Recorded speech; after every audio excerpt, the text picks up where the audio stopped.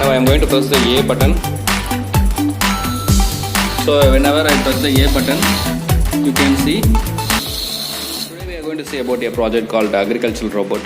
So what you are seeing in the screen is the board electronics part of agricultural robot. Okay, so we have to fix this part on the top of the robot chassis so that it will act as a robot.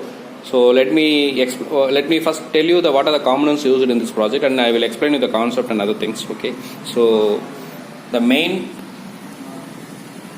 component of this project is Arduino Uno microcontroller board, that is Atmega 328B microcontroller. Atmega 328B is the microcontroller and Arduino Uno is the board. So this is the brain of the system, and it has the relays connected, two relays connected. One relay is for operating the motor. So this is a cutting blade motor. In the agricultural robot, we are going to place this motor in the front with the blade so that it will cut the grass or cut the crop, whatever it is. So we need to fix the blade here and fix this in front of the robot so that it will cut the crop. So this is a cutting motor, and this motor will be controlled by using this relay. And we have another relay for operating the pump for water flow. So this pump will be fixed in the bottle of water and pipe will be given so that whenever this relay activated, the water will flow to the land, so via robo.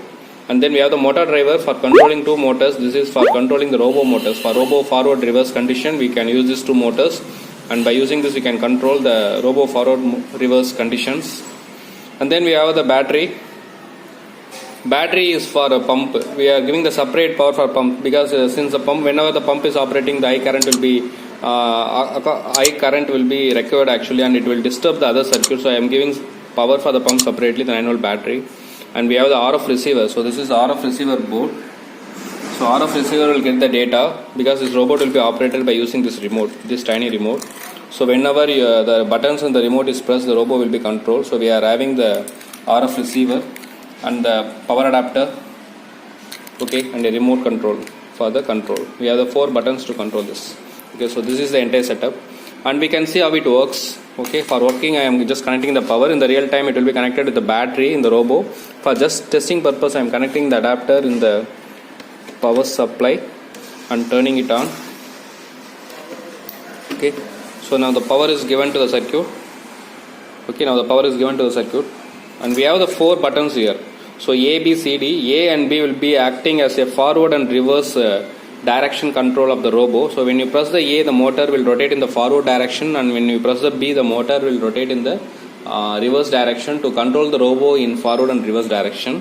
And C for controlling the pump, and D for controlling the cutting blade. Okay, so these are the 4 button functions. So let me check one by one.